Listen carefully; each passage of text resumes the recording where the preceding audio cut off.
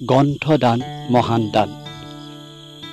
যি অঞ্চলত কিতাপ পঢ়াৰ পৰিৱেশ থাকে সেই অঞ্চলত সদায় ভাল চিন্তা শুভ চিন্তাৰে জাগ্ৰত হয়, ভাল ভাল মানৱ সম্পদৰ সৃষ্টি হয়, ভাল ভাল কথাৰ আলোচনা হয়, অঞ্চলটোৰ উন্নতি হয়, লগতে সমাজৰ সকলো ক্ষেত্ৰত আগবাঢ়ি যাবলৈ আপ্ৰাণ চেষ্টা কৰে। গতিকে এই গ্ৰন্থদানৰ যোগেদি গ্ৰন্থ পঢ়াৰ পৰিৱেশ সৃষ্টি কৰি এখন সুস্থ সবল সমাজ কিদৰে গঢ়িব পাৰি এই ক্ষেত্ৰত প্ৰতিষ্ঠিত ব্যক্তিসকলে বা মহান ব্যক্তিসকলে কৈ গৈছে এনেদৰে। আমি এটা লেচনৰ যোগেদি এটা পাঠৰ যোগেদি আমি গোটেই কথাখিনি আমি ৰাইজৰ মাজলৈ আগবঢ়াই লৈ যাম।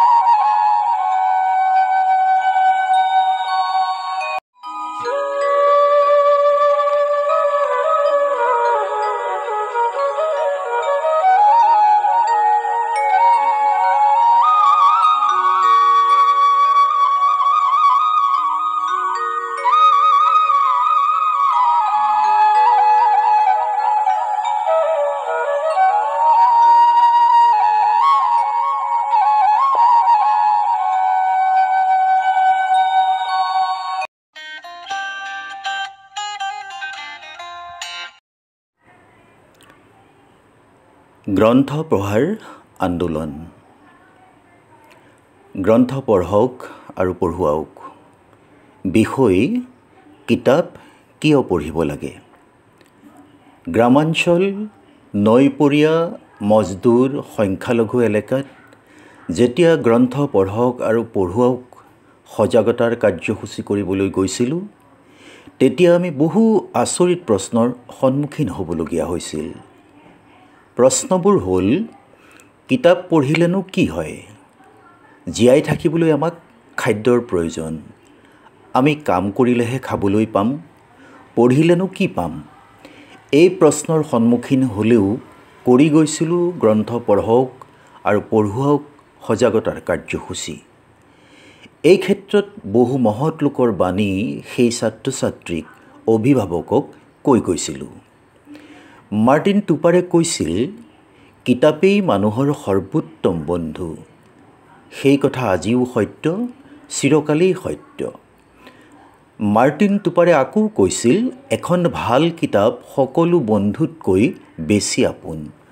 বন্ধুসকল আঁতৰি যাব পাৰে, কিন্তু কিতাপখন চিৰকাললৈ লগত থাকিব। চিচিৰোৱে কৈছিল, কিতাপ হ'ল যৌৱনৰ খাদ্য, বৃদ্ধকালৰ আনন্দ, সমৃদ্ধিৰ অলংকাৰ, বিপদৰ সান্ত্বনা তথা আশ্ৰয়। ঘৰত আনন্দ আৰু বাহিৰত উত্তম ভ্ৰমণ সংগী। বাবৰে কৈছিল, কিতাপ নপঢ়া মানুহ পশুৰ তুল্য। এই বাণীবিলাকে আমাক কিতাপ পঢ়াৰ ক্ষেত্ৰত বহু কথাই কৈ গৈছে। পঢ়িলে জ্ঞান হয়, নজনা কথা শিকিব পাৰি। জীৱনত হয়তো বহুত দেখি নোপোৱা ঠাইৰ বিষয়ে দেশ বিদেশৰ বিষয়ে কিতাপৰ জৰিয়তে পঢ়িবলৈ পায়। মানুহৰ মানসিক আৰু বৌদ্ধিক জ্ঞান বৃদ্ধি হয়। পাঠ্যপুথিৰ শিক্ষাই ছাত্ৰ ছাত্ৰীক বিভিন্ন বিষয়ত সংস্থাপন দিয়ে। এইবিলাকৰ উপৰিও কিতাপ পঢ়াৰ ক্ষেত্ৰত বহু গুৰুত্বপূৰ্ণ কথা মহান মনীষীয়ে কৈ গৈছে এনেদৰে। জৱাহৰলাল নেহৰুৱে কৈছিল, মানুহে যিমানে কিতাপ পঢ়িবলৈ শিকে সিমানে ভাবিবলৈ শিকে। কাৰ্লাইলৰ মতে কিতাপ সংগ্ৰহ হ'ল বৰ্তমান যুগৰ প্ৰকৃত বিশ্ববিদ্যালয়। ইংৰাজ কবি টমাছ হুডে কৈছিল, মোৰ কিতাপবোৰেই মোৰ সদায় জোৱাৰীৰ আড্ডা, মদপিৰ সংগ আৰু ধোধৰ পচলা, নিষ্কৰ্মাবোৰৰ খেলৰ পৰা আঁতৰাই ৰাখে। জাপল ছাত্ৰে কৈছিল, কিতাপৰ মাজতেই মোৰ জন্ম হৈছিল আৰু কিতাপৰ মাজত মোৰ মৃত্যু হ'ব। মিল্টনে কৈছিল, এখন ভাল কিতাপ নষ্ট কৰা আৰু এজন ভাল মানুহক হত্যা কৰা একে কথা। বেঞ্জামিন ডিজৰেলিয়ে কৈছিল, এখন সৎ গ্ৰন্থ অসীম জ্ঞানৰ গৰাকী, প্ৰতিভাশালীজনৰ অমূল্য জীৱনীময় তেজ, ইয়াতে জন্ম জন্মান্তৰৰ আৱশ্যকীয় জ্ঞানৰাজি নিহিত হৈ থাকে। সত্যনাথ বৰায়ে কৈছিল, পুথি অধ্যয়নৰ যোগেদি দূৰৰ মানিক হাততে পোৱা যায়। সঁচাকৈ পুথিতে সংগৃহীত হৈ আছে মানুহৰ শ শ শতিকাজোৰা অভিজ্ঞতা। মানুহৰ জীৱনত কিতাপৰ প্ৰভাৱ অপৰিসীম। কিতাপ হৈছে আমাৰ শিক্ষাগুৰুৰ নিচিনা। ই জ্ঞান সঞ্চিত ভাণ্ডাৰ। যেতিয়াই মন যায় তেতিয়াই পঢ়িব পাৰি, সেয়া সকলোৱে স্বীকাৰ কৰিব। কিতাপেই জানো মানুহক প্ৰাচীন কালৰ পৰা শাসন কৰি অহা নাই? কিতাপ বিপদৰ বন্ধু। কিতাপ অধ্যয়নে অশান্ত মনটোক শান্তি দিয়ে। জ্ঞানৰ প্ৰসাৰ ঘটাই জীৱনৰ বিভিন্ন ঘাত প্ৰতিঘাত অতিক্ৰম কৰিবলৈ সাহস দিয়ে। কিতাপ অধ্যয়নে মানুহৰ জীৱনটোকে নিয়ন্ত্ৰণ কৰে। সেইবাবে কিতাপ পঢ়া অতি প্ৰয়োজন।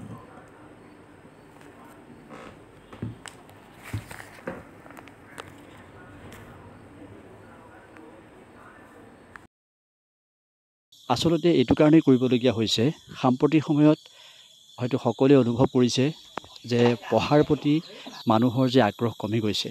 কেৱল ব্যস্ত থাকে ইলেক্ট্ৰনিক মাধ্যমত, মোবাইল কম্পিউটাৰবিলাকত ব্যস্ত থাকোঁতেই হয়তো পঢ়িবলৈ সময় নোপোৱা হৈছে। কিন্তু এইটো আচল কথা নহয়।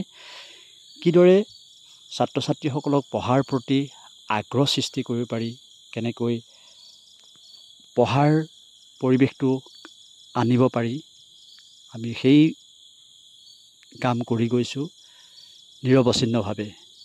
কেৱল মাত্ৰ এইটো নহয় যে সকলোৱে অনুভৱ কৰিছে যে গাঁওবিলাকতেই হওক বা নগৰতেই হওক চহৰতেই হওক, দেখিব কেৱল মাত্ৰ ল'ৰা ছোৱালীবিলাক ব্যস্ত হৈ থাকে। কিন্তু আমাৰ সকলো লাগিব, খেল লাগিব, আমি মনোৰঞ্জন কৰিব লাগিব, সকলো কৰিব লাগিব, নাচ গান সকলো কৰিব লাগিব। কিন্তু তাৰ ভিতৰতে আমি পঢ়াটো যে আমাৰ এক নম্বৰ দায়িত্ব আৰু কৰ্তব্য, সেই কথাটো আমি পাহৰি গ'লে নহ'ব। গতিকে এই যে পঢ়াৰ যিটো, আমি এসময়ত যেনেকৈ গৰু চৰাবলৈ যাওঁতে আমি কিতাপ লৈ গৈছিলোঁ, বা আমি ৰাতি শুওঁতে বিচনাৰ মূৰশিতানত আমি কিতাপ লৈছিলোঁ, সেই পৰিৱেশটো যদি ঘূৰি আহে নিশ্চয় সকলো ছাত্ৰ ছাত্ৰী ভাল হ'ব। লগতে এটা সুন্দৰ পৰিৱেশ গঢ়ি উঠিব। আৰু যেতিয়াই ছাত্ৰ ছাত্ৰীসকলে পঢ়িবলৈ ল'ব, তেতিয়াই সেই সমাজখনৰ কোনো বিশৃংখল বা হিংসা হিংসি এনেকুৱা ভাৱবিলাক নোহোৱা হ'ব। গতিকে আহকচোন, আমি যিদৰে এই কামবিলাক কৰি গৈছোঁ, অসমৰ সকলোৱে এই গ্ৰন্থ পঢ়ক আৰু পঢ়ুৱক কাৰ্যসূচী পালন কৰক। এখন ভাল কিতাপ এজন মানুহে পঢ়াৰ পাছত যাতে সেই কিতাপখন তেওঁৰ কাষৰ ব্যক্তিজনকো পঢ়িবলৈ দিয়ে, তাৰপিছত তাৰ পৰা কি শিক্ষা লয়, কি তাৰ পৰা নীতি শিক্ষা লয়, সেই সকলো শিক্ষা যাতে এই কিতাপৰ পৰাই গ্ৰহণ কৰে। আমি আচলতে সেইটো উদ্দেশ্য কৰিয়েই আমি শিশুসকলৰ মাজত গ্ৰন্থ আন্দোলন কৰি গৈছোঁ। কিতাপৰ বিক্ৰী সংখ্যা কমি যোৱা আৰু দৈনিক বাতৰি কাকতৰ বিক্ৰী সংখ্যা কমি যোৱাই হয়তো প্ৰমাণ কৰে যে আমাৰ পঢ়াৰ আগ্ৰহ আমাৰ কমি গৈছে। গতিকে এইটো এটা জাতিৰ বাবে শুভ লক্ষণ নহয়। যি জাতিয়ে নিজৰ বাতৰি কাকত, আলোচনী, কিতাপ জীয়াই ৰাখিব, সেই জাতিৰহে ভৱিষ্যত থাকিব। গতিকে আহকচোন আমি পুনৰবাৰ কৈছোঁ, এই গ্ৰন্থ পঢ়ক আৰু পঢ়ক আন্দোলনটো আমি সকলোৰে মাজত সম্প্ৰসাৰিত কৰি লৈ যাওঁ।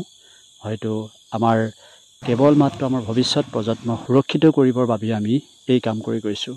ইয়াত কোনো স্বাৰ্থ নাই। নিস্বাৰ্থভাৱে আমি নিজৰেই কিতাপ ক্ৰয় কৰিছোঁ। বিভিন্ন অনুষ্ঠান প্ৰতিষ্ঠানৰ পৰা আমি লৈছোঁ, বিভিন্ন ব্যক্তিৰ পৰা আমি লৈছোঁ। কেৱল মাত্ৰ এই পঢ়াৰ পৰিৱেশটো ঘূৰাই আনিবৰ কাৰণে আমি আপ্ৰাণ চেষ্টা কৰিছোঁ। আহক সকলো আমি এই পথৰ যাত্ৰী হৈ এখন সুস্থ সবল সমাজ গঢ়াত আমি আগবাঢ়ি যাওঁ।